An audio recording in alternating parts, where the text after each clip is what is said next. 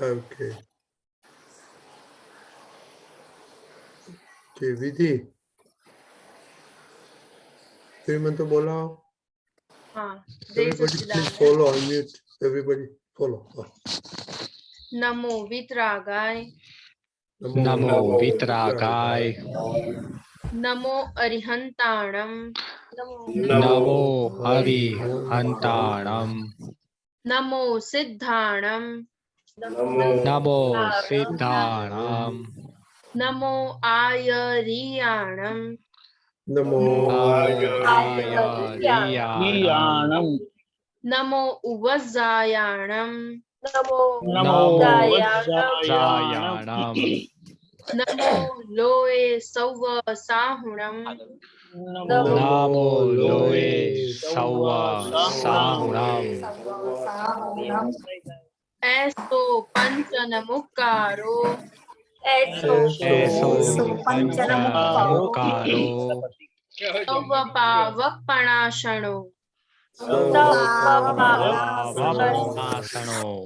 मंगलाणं च सौवेसिं. मंगलाणं च सौवेसिं. पडवं हवै मंगलम्. हवै मंगलम्. ओम नमो भगवते वासुदेवाय. ओम नमो भगवते वासुदेवाय. ओम नमः शिवाय. ओम नमः शिवाय. जय सच्चिदानंद. जय सच्चिदानंद. Sachidanand, welcome. Jai Sachidanand, Nimesh Anand ji. Chinal, cousin આવવાની છે કે નહીં? Jill. હું એને મેસેજ કરું છું. એકચ્યુઅલી મને નતું ખબર નથી આવી. Okay. I'll just message. Okay. Nimesh Anandji, youth સાથે હમણાં પહેલી કલમ ઉપર એક્સપેરિમેન્ટ ચાલે છે. हाँ जी, લાસ્ટ ટાઈમ જીનલની કઝિન છે એનું ક્વેશ્ચન હતો પણ આ વખતે લેવાનો હતો પણ આવી નથી. ત્યાં સુધી કોઈને એનીબડી વોન્ટ ટુ કોઈને કેવું છે કઈ ક્વેશ્ચન છે?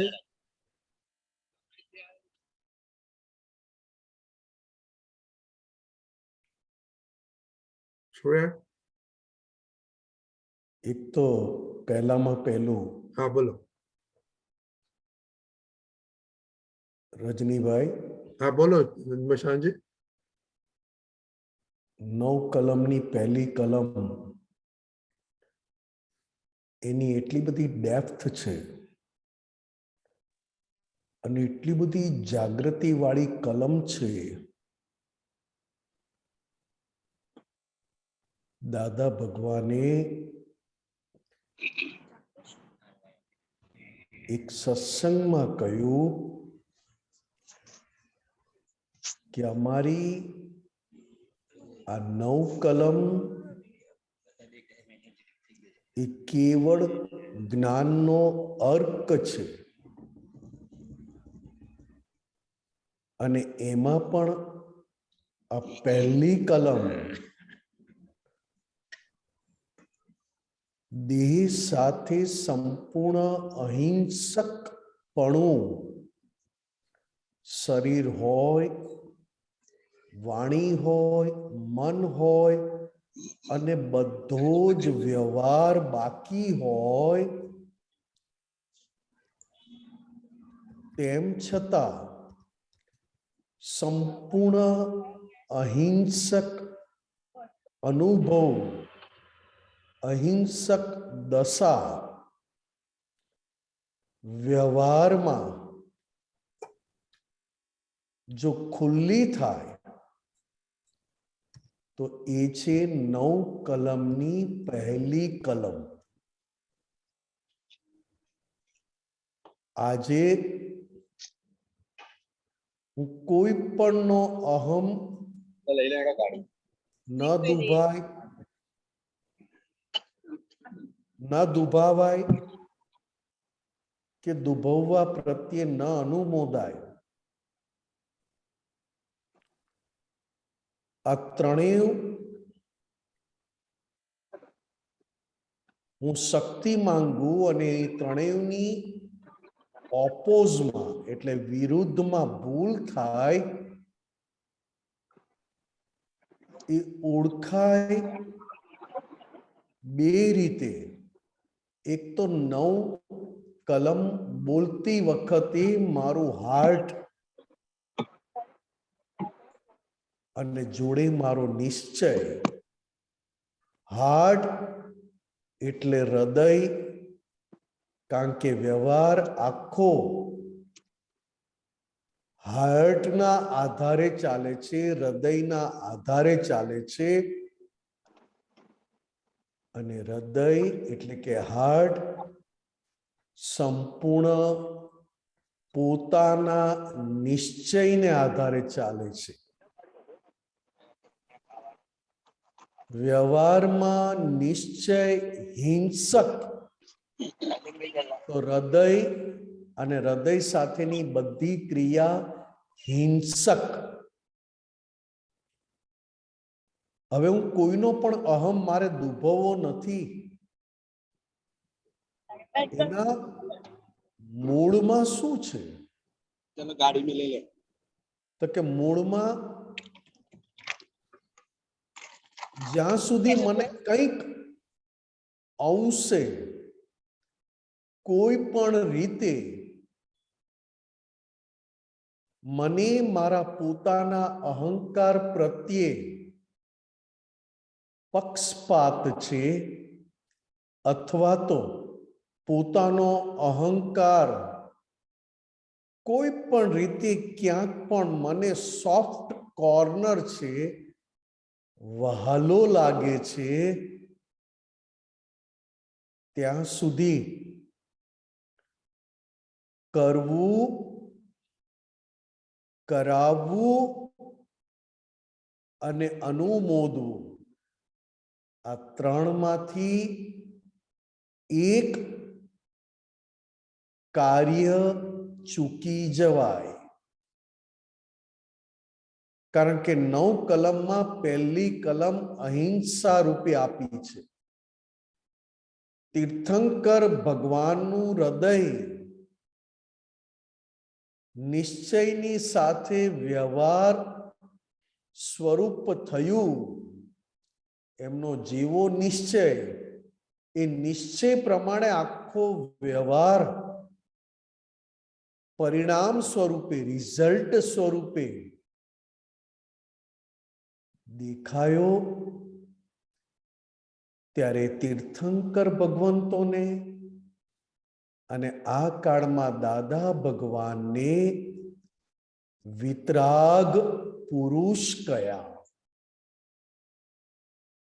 કારણ રાગથી મુક્ત થવું એટલે પોતાના અહંકારથી, અને પોતાના અહંકાર માટે જે બિલીફ લાવ્યો છે એ બિલીફથી મુક્ત થવું, ત્યારે જઈને વિતરાગ થવાય. કારણ કે દરેક જણ પોતાના અહંકાર જોડે અને પોતાના અહંકાર માટે સમજણ અને બિલીફ બહુ સ્ટ્રોંગ લાવ્યા છીએ. એટલે દાદા ભગવાને કહ્યું, અહંકારની અનુકૂળતા,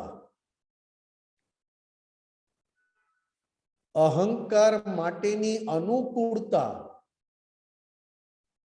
એ આખી દેહ માટે વપરાય, અને અહંકારની પ્રતિકૂળતા ને અહંકાર માટેની પ્રતિકૂળતા એ આખું આત્મા માટે વપરાય. આ પહેલી કલમ રજની દાદા મારો પોતાનો અનુભવ છે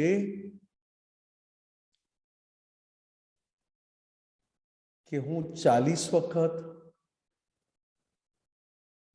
બીજી વાર 40 વખત અને ત્રીજી વાર 108 વખત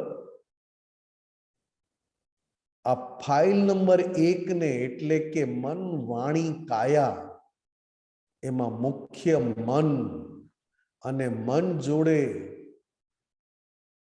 પોતાનું અંતસ્કરણ એને જ્યારે જ્યારે આ 9 કલમ આપું છું અને 9 કલમ માટે એને કહું છું કે સિન્સિયરલી બોલજે, ત્યારે સિન્સિયરલી બોલવામાં ક્યાંય ને ક્યાંય ડિફેક્ટ આવી જાય છે. 100% સિન્સિયર, 70% સિન્સિયર, 50% સિન્સિયર શોધવું પડે છે. કારણ કે જે બોલનારો છે એ ખરેખર હજી પૂરેપૂરો શુદ્ધાત્માના પક્ષવાળો થયો નથી.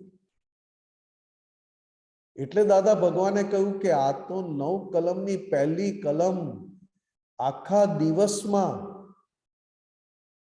જેટલી વાર 9 કલમ બોલો છો એનાથી તો કેટલા ઘણા ટાઈમ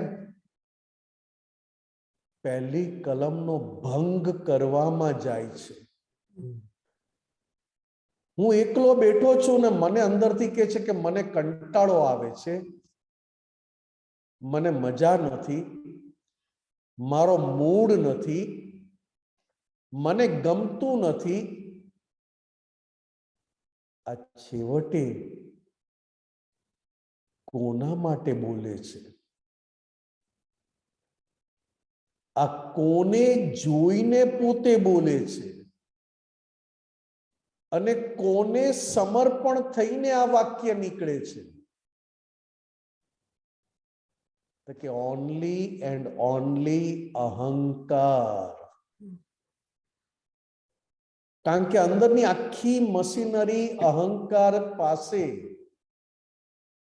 આ રોલ અથવા એ રૂપ અહંકારને બનાવી દે છે. અને હું પોતે એટલો નબળો છું કે અહંકારને આવેલી ઇફેક્ટ એ હજી પણ ડિસ્ચાર્જમાં મને થાય છે અને અંદરથી એવું લાગે કે મારો સમય વેસ્ટ જાય છે. પણ જ્યારે અહંકાર ખુશ હોય, અહંકાર મસ્તીએ હોય, ત્યારે સમય વેસ્ટ જાય છે એ રાઈના દાણા જેટલું પણ અનુભવાતું નથી.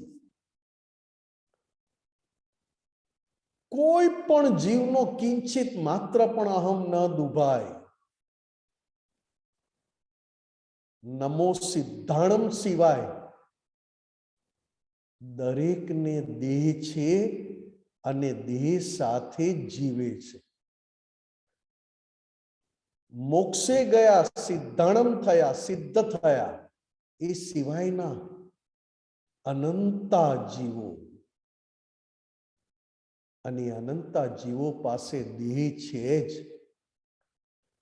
અજાણતા પણ હું જમવા બેઠો ને જમવાની વિધિ ના કરી તો હું જે ખાઉં છું એ તો શરીર છે, પણ એ શરીરમાં જીવ હોય તો જ એ વસ્તુ હું ખાઈ શકું. પણ મેં વિધિ કરવાનું ચૂકી ગયો, પગે લાગવાનું ચૂકી ગયો, વિનય કરવાનું ચૂકી ગયો. શું એ મારા અહંકારમાં હું મસ્ત બન્યો? એટલે ટૂંકી વાત, હું પોતે ખાનારો થઈ ગયો એટલે, અને ખાનારા થયા પછી મને બહુ ભાવ્યું એટલે એક પણ વિધિ અથવા તો જીવમાં પરમાત્મા છે એ ભાન ભૂલી ગયો. નાવા ગયો, પાણી કેટલા બધા જીવો, લાખો જીવો ભેગા થાય ત્યારે એક પાણી સ્વરૂપે દેખાય. એ પાણી મને નાહવા મળ્યું, પીવા મળ્યું, હાથ પગ ધોવા મળ્યું, જમ્યા પછી હાથ ધોવા માટે મળ્યું. એ જીવનો શરીર કયું? તો કે પાણી. થાળીમાં આવેલા જીવનું શરીર કયું? તો કે લીલી શાકભાજી, ઘઉંનો લોટ, ચોખા, તુવેર દાળ, કઠોળ. અને ત્રીજું, જ્યારે જ્યારે હું બહાર બેસું છું ને ઠંડો પવન આવે છે, એ હવામાં પણ એ હવા એનો દેહ છે અને એની અંદર પરમાત્મા છે. આ વાત તો મેં ફક્ત એક ઇન્દ્રિયની કરી. આજે ઘરમાં મારા જેવો જ શરીર ધરાવતા, મનુષ્ય શરીર ધરાવનારા અને 5 ઇન્દ્રિયો વાળા, જેની જોડે મારે પૂર્વે ભવનો ઋણાનુબંધ છે. ઘડીકમાં આનંદ થાય છે, ઘડીકમાં બોલવાનું થાય છે અને ઘડીકમાં બોલવું જ નથી એવી ઈચ્છા થાય છે. ઘડીકમાં થાય છે કે વાતો કરીએ, ઘડીકમાં થાય છે કે એને સંભળાવી દઈએ અને થોડાક ટાઈમ પછી થાય છે કે એમની જોડે વધારે અથવા બોલવું જ નથી. આ દરેક વાત અંદર કોના પક્ષમાં થાય છે? અહંકારના પક્ષમાં કે શુદ્ધાત્માના પક્ષમાં? અહંકારના પક્ષમાં થાય છે તો એના ફાયદામાં કે એનું બહુ જ નુકસાન કરે એવા ડિસિઝન લેવાઈ જાય છે. આજે એક જણે મને કહ્યું કે તમારી આ ભૂલ છે અને તમે ભૂલ બહુ જ કરી. તમે આટલી બધી ભૂલ કરો? અને ત્યારે મેં કહ્યું કે મેં એક પણ ભૂલ કરી નથી. આ તમારી કઈ મિસઅન્ડરસ્ટેન્ડિંગ થાય છે, ગેરસમજ થાય છે અને તમે મને જે કે કરો છો આમાંની એક ભૂલનું પ્રૂફ તો બતાવો. આ જે રીતે હું બોલું છું અને મારી વાણીમાં જે પાવર અથવા તો વજન જે મુકાયું છે એ કોનું છે? અહંકાર માટે? અહંકારનું? મારો અહંકાર દુભાય નહીં એના માટે મારી પાસે એટલી બધી ટ્રીક છે,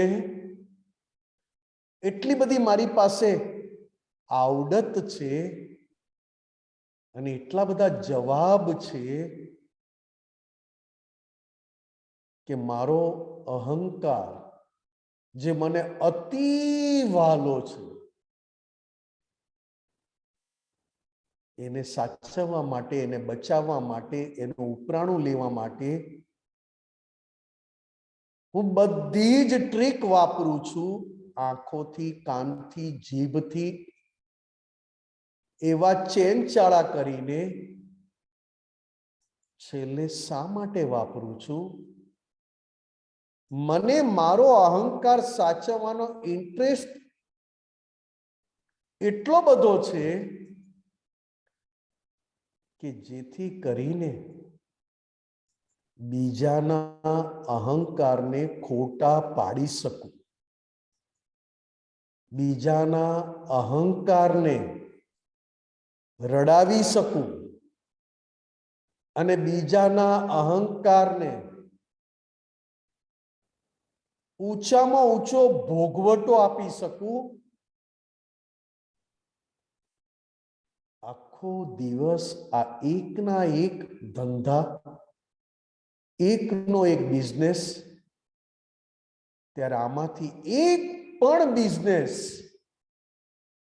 દાદા ભગવાને 10 વર્ષની ઉંમરથી લઈને છેક દાદા ભગવાન કહેવાયા ત્યાં સુધી એમણે એક આવો બિઝનેસ કર્યો નહોતો.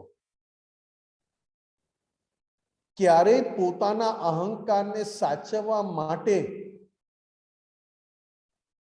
એમણે પોતાની શક્તિ, પોતાનું ચારિત્ર, પોતાની પુણ્ય વાપરી નહોતી.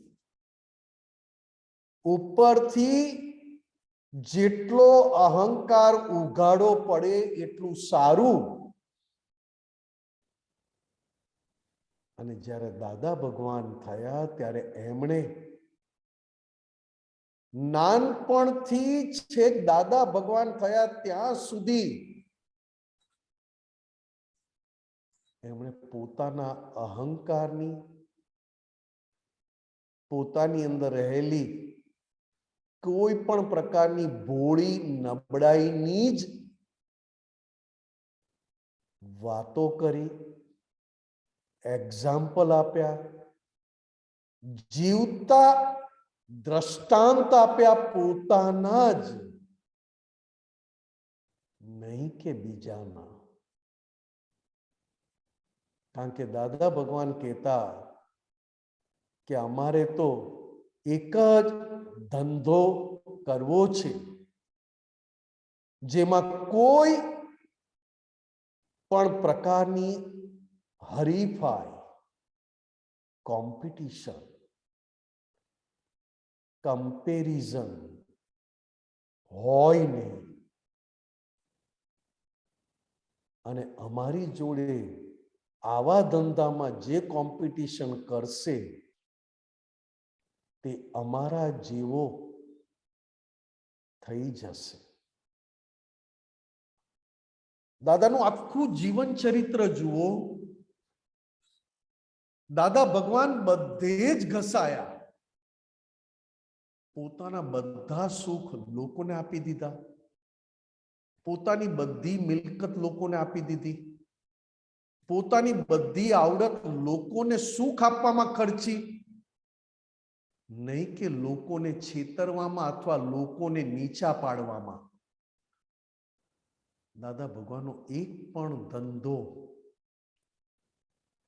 એવો નહોતો કે કોઈ પણ આંગળી એમની તરફ ઊંચી કરે.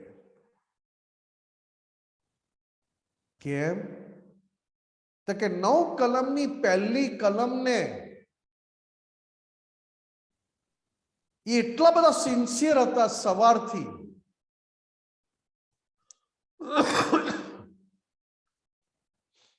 અહંકાર ખુશ થાય અને એ અહંકાર ખુશ થવામાં હું મારી કમાણી ચૂકી જાઉં અથવા કમાણી કરવાનું ભૂલી જાઉં, એ મને નહીં પોસાય. સંસારની કમાણી તો હું ભરપટ લાવેલો છું કે મારા જેવો સુખિયો તો કોઈ નથી. મારી સામે તો સયાજીરાવ ગાયકવાડ પણ કશું નથી કે એટલો બધો ટોપ ક્વોલિટીનો અને ટોપ ક્વોલિટીનો પોઝિટિવ અહંકાર. કોઈને ઉતારી પાડવા વાળો અહંકાર નહીં, કોઈની સામે મોટા દેખાવ એવો નહીં, પણ એ અહંકાર એવો આવેલો કે સયાજીરાવ ગાયકવાડ રાજા મહારાજા પાસે જે સુખ હોય એનાથી કંઈક ઘણું સુખ મારી પાસે છે, પણ એ મારે વાપરવું નથી, મારે તો બીજાને આપી દેવું છે. આપ્યા પછી એમને અબજસ મળે, આપ્યા પછી એમની કોઈ નિંદા ટીકા કરે, આપ્યા પછી એમને કોઈ ના પણ બોલાવે, અને આપ્યા પછી એની જોડે કોઈ ખરાબ પણ બોલવા આવે. તેમ છતાં દાદા ભગવાને એક પણ વાતનું રિએક્શન આપવાની વાત તો બાજુએ રહી, એ જેટલું બધાએ આપ્યું તે બધું લઈ લીધું ને આ પોતાનો ધંધો બીજાને સુખ આપવાનો, પોતાનો અહંકાર બીજા માટે વાપરી જાણવાનો, એ ધંધામાં એમને ક્યારેય પણ મંદી ખોટ આવી નહીં. અને એવો ધંધો કરતા હતા કે જેમાં મંદી ને ખોટ ના આવે એટલે એમના સંસારના કામ અને એમના સંસારના હિસાબો એમને આપોઆપ ચૂકવાઈ જતા હતા. કેમ? અહંકાર જ લોકોને સુખ આપવામાં મૂકી દીધેલો, તો એ અહંકાર હિસાબ ચૂકવવામાં આડો આવે ક્યાંથી? એ અહંકારને એવું જ્ઞાન અપાઈ ગયું હતું કે તારો મોક્ષ આમાં રહેલો છે, તારું સુખ આમાં રહેલું છે. એ અહંકાર પાસે એવા કામ કરાવ્યા કે સામેથી કોઈ નેગેટિવ કે રિએક્શન આપી જાય ને તો એ અહંકાર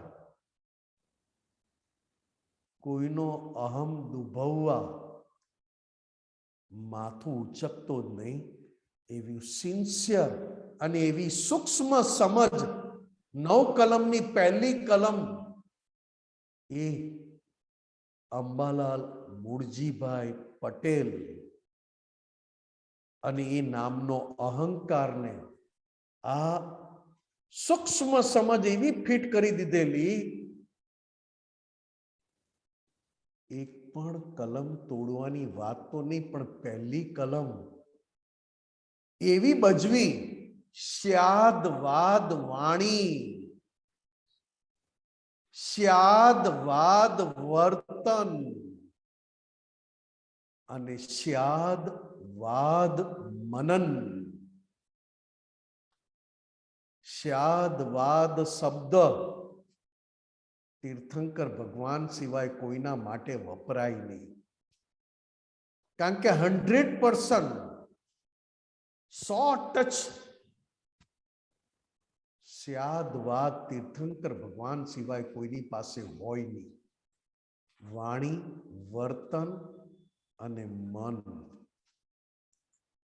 જે દાદા ભગવાને આપણને આપણા હાથમાં, આપણા ખોબામાં તીર્થંકર ભગવાનની જાહો જલાલી શાના આધારે હતી? અંદરની, પોતાની અંદરની સમૃદ્ધિ, અંદરની સાહેબી, અંદરનું સુખ શાના આધારે હતું?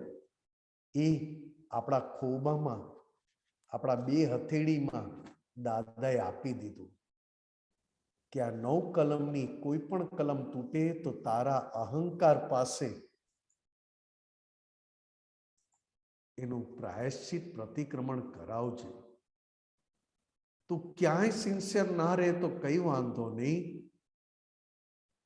અમે તો આ 9 કલમ સિવાય કોઈને સિન્સિયર નહોતા, અને 9 કલમને સિન્સિયર હતા એટલે આખી દુનિયા અને અમારી જોડે જે અમારા માતા, અમારા પિતા, અમારા મોટા ભાઈ, ભાભી અને અમારા ધર્મપત્ની બધા જોડે અમે સિન્સિયર એમનેમ જ હતા. અમને ક્યાંય પોલ મારવી, લૂપ હોલ શોધવા એ અમારા અહંકારને ઈચ્છા થતી નહોતી. કારણ કે એવું જ્ઞાન કૂટી કૂટીને અમે અહંકારને આપી દીધેલું આ 9 કલમનું. અને એમાંય આ 9 કલમની પહેલી કલમ જે 5 મહાવ્રતની પહેલું વ્રત અહિંસા, આ પહેલી કલમમાં તીર્થંકર ભગવાનની દશા આમાં બતાવી છે. અને દાદા ભગવાનનું ઉઘાડું આ કાળનું ચારિત્ર આ પહેલી કલમમાં છે. કોઈ જીવનો અહમ ના દુભાય. નિમેષ તું સુખ ક્યાં શોધે છે? ફક્ત આ એક વાક્યને તું સિન્સિયર રહીશ અને સિન્સિયર રહેતા રહેતા રહેતા તને પોતાને જ ખબર પડશે કે તારો પોતાનો જ અહંકાર મોક્ષ સ્વરૂપ થઈ ગયો, એટલે કે પરમાત્મા કહેવાયો. અત્યારે આપણને બધાને તકલીફ છે પહેલી કલમ ભંગ થવાની.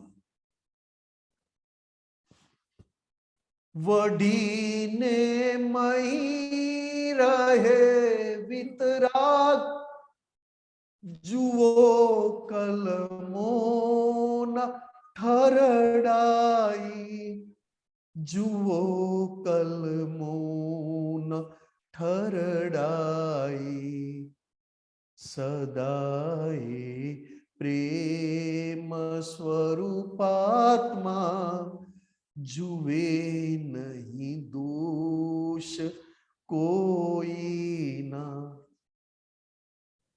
આ દાદા ભગવાન માટે નથી ખ્વાઈશ પૂજાવાની, નથી આ સ્થાપના પિંજર. અમે ક્યારેય પોતાના અંબાલાલને પૂજાવાનો રોગ ઉભા થવા દીધો નથી અને કોઈ પણ જગ્યાએ અંબાલાલની સ્થાપના થવા દીધી નથી. જો આ બે વસ્તુ જો અમે ચૂકીએ તો બીજાનો અહંકાર અમે ડૂબવી નાખીએ. કારણ કે અંબાલાલની સ્થાપના કરવામાં બીજાની સ્થાપનાને નીચી પાડવી પડે અને અંબાલાલને પૂજાવા મૂકવો એટલે બીજાને કંઈક ઉણપ એટલે કે ઓછા છે, પૂજાવાને લાયક નથી, એવો અંદર રોગ બીમારી ઊભી કરવી પડે. શું વાત છે દાદા ભગવાન, તમે કોણ મળ્યા અમને.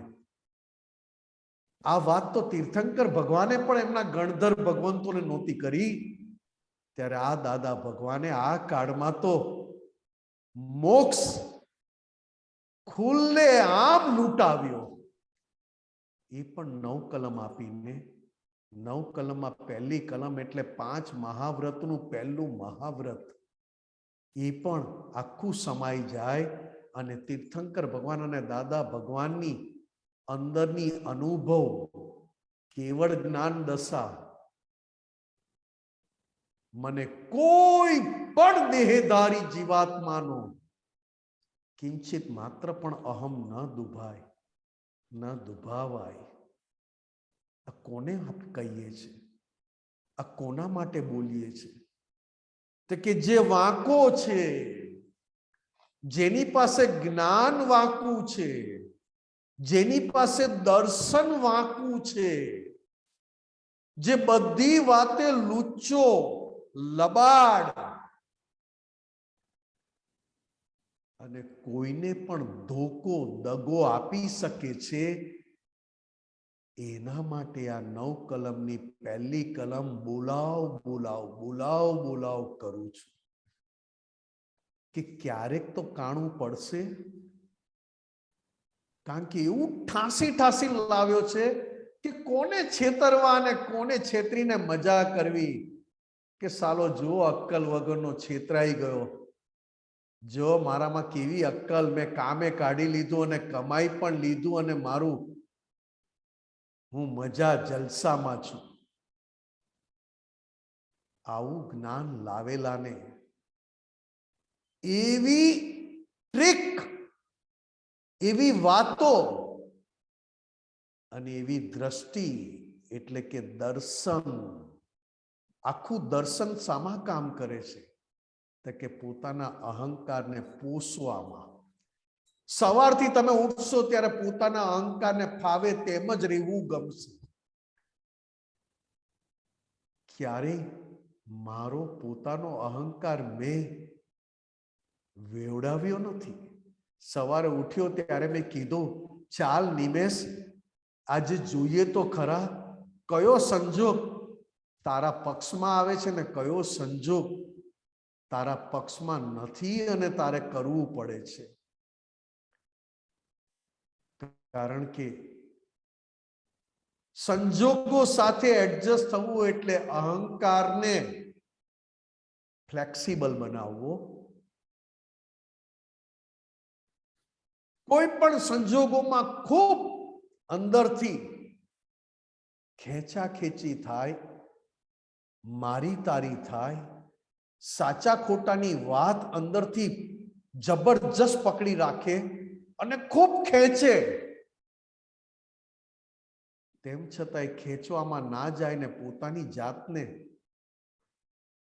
ટેન્સાઇલ બનાવી દે, કોઈ પણ સંજોગોમાં ફ્લેક્સિબલ રાખવો. કયો ફ્લેક્સિબલ? તો કે શુદ્ધાત્માના પક્ષમાં. એટલે કે પોતાનું ડાપણ ઉમેર્યા વગર બીજાના ડાપણે ચાલવું, એને ફ્લેક્સિબલ કીધો. ગમે તેટલું ખેંચાય સાચા ખોટામાં, બરોબર છે બરોબર નહીં, મારું તારું બોલીને અંદરથી જબરજસ્ત ખેંચે તો પણ સંજોગ પતે એટલે જેવો છે તેવો થઈ જાય, એટલે કે ટેન્સાઇલ. અને ગમે તેવું સંજોગોનું પ્રેશર આવે, એમ જ થાય કે અત્યારે ને અત્યારે જીવ નીકળી જશે, અથવા તો અહંકાર અંદરથી કે હું મારી નાખું એને, હું એને નહીં મારું, હું મારી જાતને મારી નાખું, હું પોતે મરી જાઉં, હું પોતે સુસાઇડ કરી લઉં, અથવા બીજાને મર્ડર કરું. આવા સંજોગોના જબરજસ્ત પ્રેશર આવે અને સામેવાળાને એવું બતાવે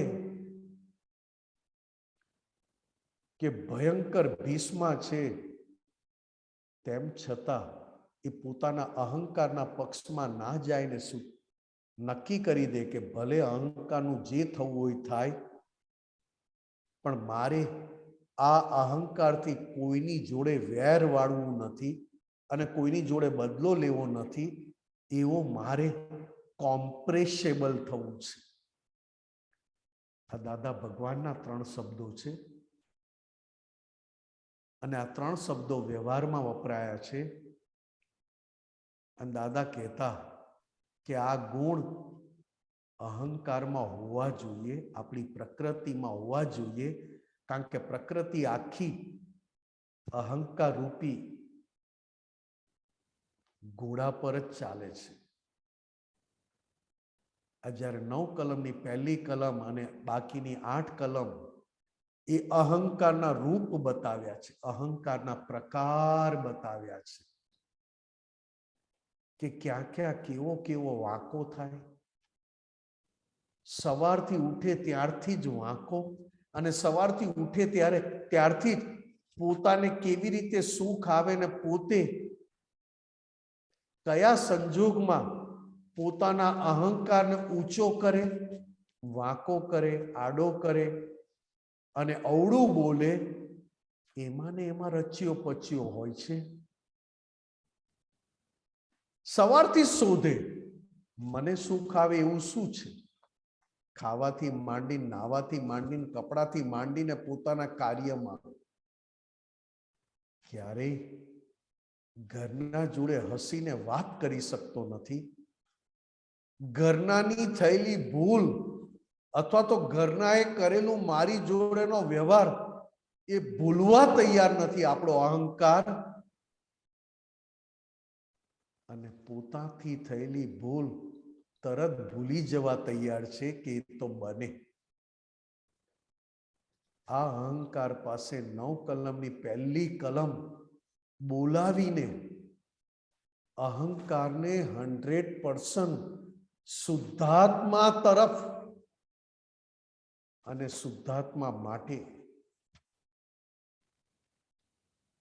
એનું મુખ અંતર્મુખી થાય. અંતર્મુખી થયા પછી પરમાત્મા થવા માટે આ અહંકારની ક્રિયા રહે. એમાં દાદા ભગવાને પહેલું કલમ, એમાં આ 9 કલમે તો ગજબની, આજે અમે મસ્જિદમાં જઈને બોલીએ છીએ તો પણ કોઈ ઓબ્જેક્શન લેતું નથી. હે દાદા ભગવાન, મને કોઈ પણ દેહધારી, શરીરધારી, નામધારી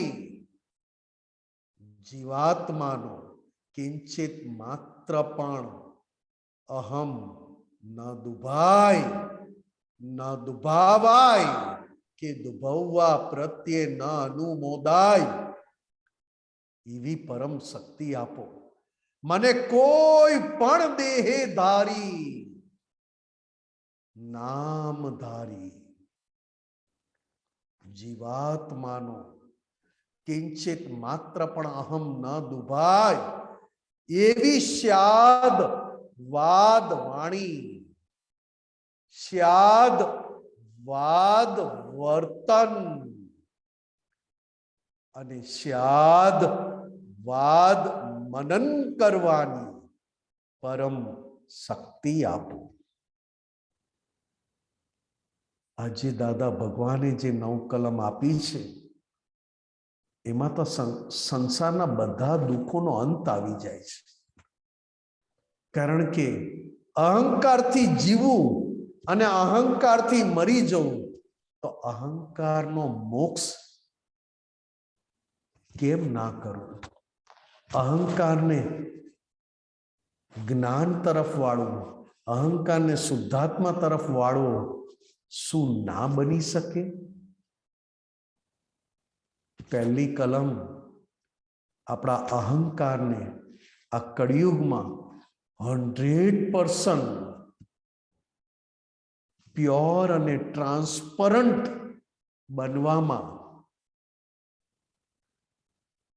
અને એ પણ પોતાના ઘરમાં, પોતાની નજીકની વ્યક્તિઓ સાથે 100% સીધો રહેવું.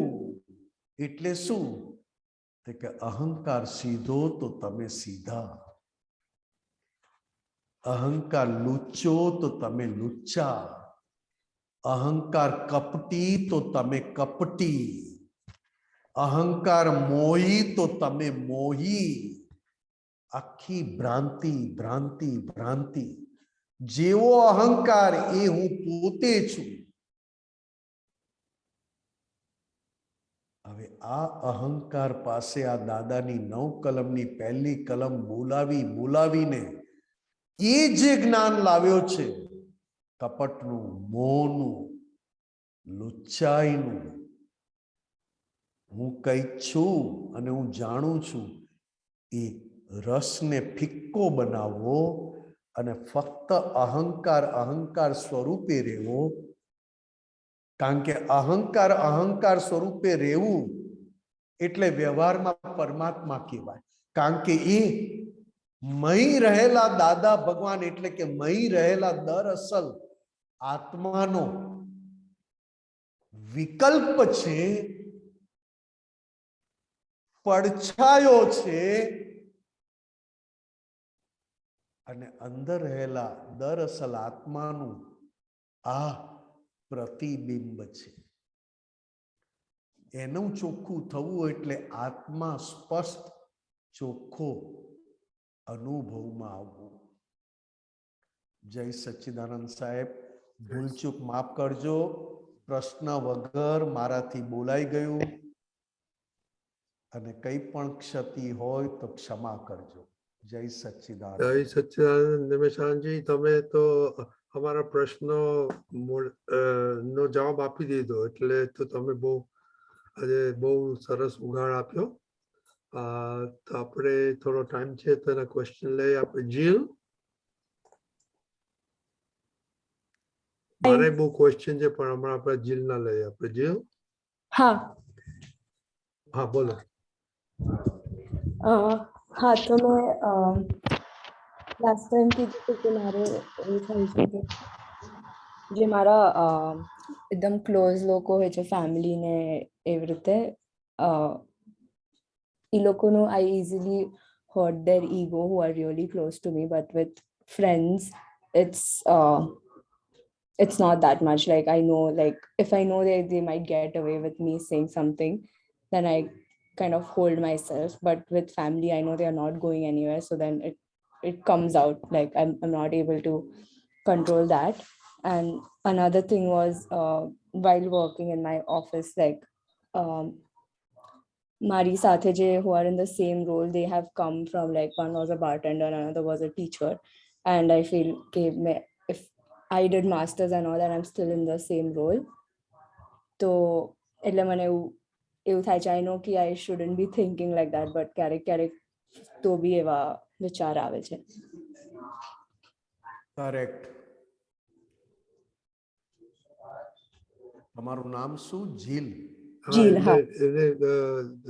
નિમિષા આપણે જ્ઞાન નથી લીધું, પણ જીનલની કઝિન છે એટલે બહુ ઇન્ટરેસ્ટ આવ્યો છે. જી, પહેલામાં પહેલું દાદા ભગવાનની વાત. દાદા ભગવાને ચાઇલ્ડહુડ થી એમણે નક્કી કરેલું. દાદા ભગવાનનું નામ સંસારી નામ અંબાલાલ મુરજીભાઈ પટેલ. મનુષ્ય જન્મ મળ્યો ને મનુષ્ય શરીર મળ્યા પછી એમણે નક્કી કરેલું કે આ મારે મનુષ્ય જન્મ મારે વેસ્ટ નથી કરવો, છેક એન્ડ સુધી હું સુખ શોધ્યા કરું. 10 વર્ષે સુખ શોધવું તો બરોબર છે, 20 વર્ષે શોધવું તો બરોબર છે, પણ અત્યારે તો 65 years 75 years તેમ છતાં દુખી દુખી દુખી હોય છે, સુખ શોધ્યા જ કરે છે. 75 years પૂરા થઈ ગયા તો પણ હજી સુખ શોધો છો, તો તમે આ 74 years તમે યુઝ ક્યાં કર્યા? આ દાદા ભગવાનની એક લેંગ્વેજ હતી આ. અને દાદા ભગવાને નક્કી કરેલું નાનપણથી કે મને મનુષ્ય શરીર મળ્યું છે ને મનુષ્ય જન્મ મળ્યો છે, મારે વેસ્ટ જવા દેવો નથી. મારે લોકોથી આખું ઓપોઝિટ કામ કરવું છે. લોકો જે કરે છે એ પ્રમાણે મારે નથી કરવું. તો એમણે શું કહ્યું કે મને જે આ અંબાલાલ નામનું મન, અંબાલાલ નામની વાણી અને અંબાલાલ નામનું આ શરીર મળ્યું છે, એ ફક્ત ઓનલી એન્ડ ઓનલી લોકોને સુખ આપવા માટે મારે વાપરી નાખવું છે. જ્યારથી એમણે આવું નક્કી કર્યું ને ત્યારથી જ એમને સુખ આવવા માંડ્યું. પછી એમને અંદર ક્વેશ્ચન આવ્યો કે તારે બધાને સુખ આપવું છે પણ કોઈ તને દુઃખ આપી જશે તો કે નો કન્ડિશન. ગમે તેવું ગમે તે દુઃખ આપી જાય તેમ છતાં હું એને સુખ જ આપીશ. એટલે દાદા ભગવાને અંબાલાલ નામની શરીરનું નામ રાખેલું ધ શોપ ઓફ હેપીનેસ, એટલે કે સુખની દુકાન. Shop of happiness. એ કે આ નેમ અને આ ટાઇટલ બદલાશે નહીં. મને જે ભેગો થયો એ મને ગમે તેટલું દુઃખ આપે, હું મારી બધી વાત કરીશ, હું મારા બધા સજેશન આપીશ, મારો ઓપિનિયન આપીશ, પણ છેલ્લે તો હું દૂધમાં સાકર ભળે અથવા તો હું કોઈ પણ પ્રકારનું ઓબ્જેક્શન લીધા વગર યસ કહીને ત્યાંથી નીકળી જઈશ, જેથી કરીને સામેવાળાને દુઃખ ના પડે. આ દાદા ભગવાને નક્કી કરેલું. વેરી સ્ટ્રોંગલી એમણે નક્કી કરી નાખેલું કે હવે મારી એજ 10 વર્ષની થઈ ગઈ, at the age of 10 years, કે મારે લોકોની નકલ કરીને જીવવું નથી. લોકો આવું ખાય તો મારે આવું ખાવું છે, લોકો આવા કપડાં પહેરે તો મારે આવા કપડાં પહેરવા છે, લોકો આવી રીતે 2 ટાઈમ્સ નાય તો મારે પણ 2 ટાઈમ નાવું છે, લોકો આવું બોલે તો મારે પણ આવું બોલવું છે. દાદાની એક પણ વાતમાં આ દુનિયાની નકલ નહોતી. રજની દાદા એ સાંભળે છે ને? હા હા જીનલ સાંભળે છે ને? જી હા હા, સંભળાય છે ને? હા હા સંભળાય છે. દાદાની એક પણ વાત એવી નહોતી, એક પણ એમનું બહારથી આઉટલુક, બોલવાનું, જોવાનું, સાંભળવાનું, કપડાં પહેરવાનું કોઈની નકલથી જીવ્યા નહોતા. અત્યારે આપણી અંદર મોટામાં મોટી નકલ કઈ આવી ગઈ છે કે બધાને માન મળે છે, બધાને રિસ્પેક્ટ મળે છે, તો મને પણ કેમ ના મળે? બધા પોતાને સમજે છે કે I am something and I know everything. એ સેમ નકલ આપણી અંદર આવી ગઈ. I am something and I know everything.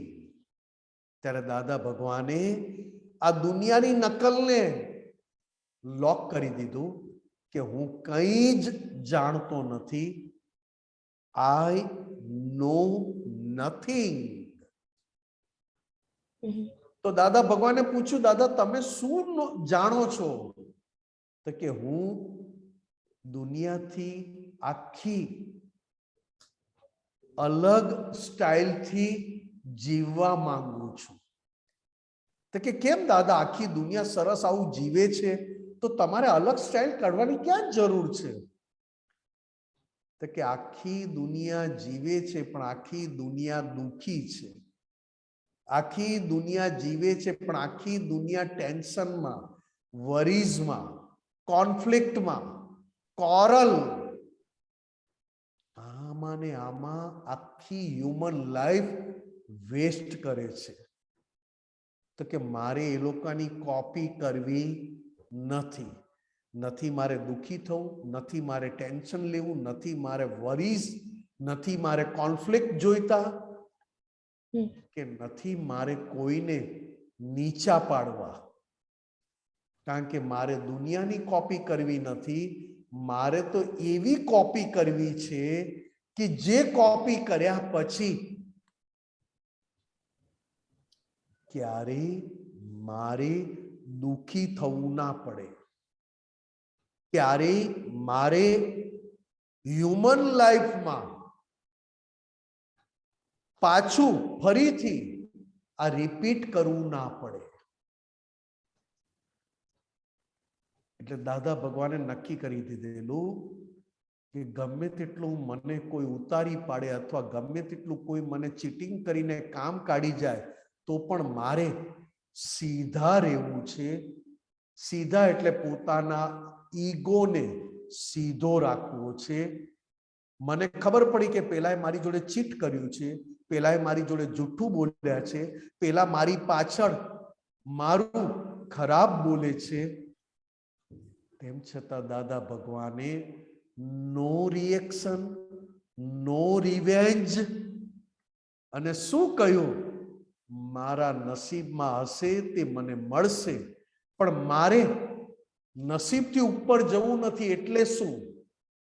તો કે મારે સામે ચાલીને સામાવાળા જોડે વાંકા, નેગેટિવ અથવા તો રિવેન્જ લેવો નથી. કારણ કે રિવેન્જ લઈને ખાલી ઈગોને સેટિસ્ફેક્શન થશે કે મેં રિવેન્જ લીધો અને હું કંઈક છું. ત્યારે દાદા ભગવાન કહેતા કે એક હાથી જતો હોય અને એની પાછળ કૂતરો બહુ ભસે. કૂતરું સંભળાય છે? કૂતરું એટલે ડોગ. એક હાથી જાય છે અને કૂતરું ભસે છે અને હાથી કોઈ રિએક્શન આપતું નથી. હાથી એની એ જ સ્ટાઇલથી જયા જ કરે છે. કૂતરાનું ભસવાનું એને કઈ પણ રીતે ડિસ્ટર્બ નથી કરતું. તો કૂતરાને ભસવાનું બંધ કરાવવું પડે કે એની મેળે જ ભસતો બંધ થઈ જાય? એની મેળે ભસતો બંધ થઈ જાય. ગુજરાતી સમજાય? હા. આપણે બધે ટ્રાય કરીએ છીએ કે સામેવાળો આમ કરે, સામેવાળા આમ કરે, પેલા લોકો મારી જોડે આમ બિહેવ કરે, મારી જોડે આવી રીતે રહે. શું કામ? ત્યારે દાદા કહે છે રાત્રે તમે સૂઈ ગયા હોય અને કોઈ તમે સૂઈ ગયા છો અને કોઈ તમારા નામથી એમ કે તારામાં અક્કલ નથી, તું અક્કલ વગરની છે, આવું બધું બોલી જાય અને તમે સૂતા છો, સવારે જાગો ત્યારે રાત્રે જે બોલી ગયો અને તમે જે ઊંઘમાં હતા ને તમે સાંભળ્યું નહીં, તો સવારે ઉઠો તો તમે કઈ રિએક્શન આપો? ના. કેમ? ખબર જ નથી. ખબર જ નથી ને ઊંઘમાં, કારણ કે મને ખબર જ નથી કે એને શું બોલ્યા. તો દાદા ભગવાન કહે છે દિવસમાં દિવસ થાય ત્યારે આપણા ઈગોને સુડાવી દેવાનો. એટલે દાદા ભગવાનનું સેન્ટેન્સ છે કે દિવસે ઊંઘતા રહેવું અને રાત્રે બધા ઊંઘી જાય ત્યારે આપણા અહંકાર પાસે કામ લઈ લેવું. કામ એટલે કે જાગતા કરવું કે જો આજે તો તારે બધી ઇન્કમ અને બહુ સરસ ગયું, તે કોઈ રિએક્શન ના આપ્યા એટલે તને હાર્ટીલી કોંગ્રેચ્યુલેશન કે તે બહુ જ સુપર દાદા ભગવાનની કૃપા ઉતરે એવા કામ કર્યા, માતાજીની કૃપા ઉતરે એવા કામ કર્યા, કુળદેવીની કૃપા ઉતરે એવા કામ કર્યા અને વિતરાગ શાસન દેવ દેવીઓ આપણી ઉપર ખૂબ બ્લેસિંગ્સ આપે એવા કામ કર્યા. એવું તારે તારા અહંકારને જગાડીને થોડી વાર વાત કરી અને પાછું શરીરને સુડાવી દેવાનું. રાત્રે શરીર સૂઈ જાય અને દિવસે અહંકાર સૂઈ જાય. એટલે શું? તો કે હવે દિવસ થયો છે એટલે આ અહંકારે બીજાને દુઃખ આપવા માટે નહીં, બધાને સુખ આપવા માટે વાપરવાનું છે. એટલે અહંકાર પાસે કયું જ્ઞાન છે? તો કે સામેવાળા જેવું કરે ને એવું જ આપણે કરવાનું. ત્યારે દાદા ભગવાન પાસે કયું જ્ઞાન હતું? તો કે સામેવાળો ગમે તેવું આપણને આપી જાય, આપણે પોકેટ મોટું રાખવાનું, એ પોકેટમાં મૂકતા જવાનું અને બીજા પોકેટમાંથી હેપીનેસ વાળા પડીકા કાઢી કાઢીને આપતા જવાનું. આ ખિસ્સામાં કહેવાનું જે મૂકો એ મૂકો, આ મારું ખિસ્સું બહુ જ ઊંડું છે, તમારે જે બોલવું એ બોલીને આમાં મૂકી દો અને આ ખિસ્સામાંથી હું તમને જે આપીશ એ તમે સુખી થશો. રાઈટ? આવું તમે નક્કી કરો અને પછી જો કઈ ભૂલ થાય અને તમે દાદા ભગવાન પાસે ક્ષમા માંગી લો તો દાદા ભગવાન કહે છે તમે ભૂલ કરી નથી.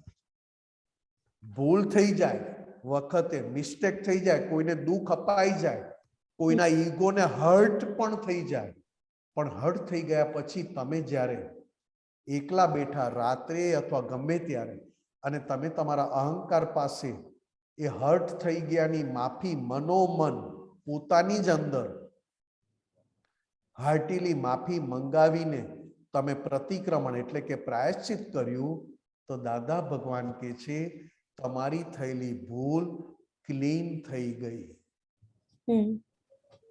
ઓકે? બરાબર? હા. બહુ સરસ. નિમેશાનજી, હવે ટાઈમ થઈ ગયો છે તો ત્રિમંત્ર બોલાવો. જીલ પ્લીઝ ફોલો. હા. નમો વિતરાગાય, નમો વિતરાગાય, નમો અરિહંતાણમ, નમો અરિહંતાણમ, નમો સિદ્ધાણમ, નમો સિદ્ધાણમ, નમો આયરિયાણમ, नमो आयर्याणम नमो उवजायाणम नमो उवजायाणम नमो लोए सव सापुणम नमो लोए सव साहुणम ऐसो पंच नमोकारो ऐसो पंच नमुकारो सव पावपणासणो सव पावपणासनो मंगलाणम च सव्वेसिम मंगलाणम च सवेसे पद्मं भवै मंगलम। पद्मं हवै मंगलम। ओम नमो भगवते वासुदेवाय। ओम नमो भगवते वासुदेवाय। ओम नमः शिवाय। ओम नमः शिवाय। जय सच्चिदानंद। जय सच्चिदानंद।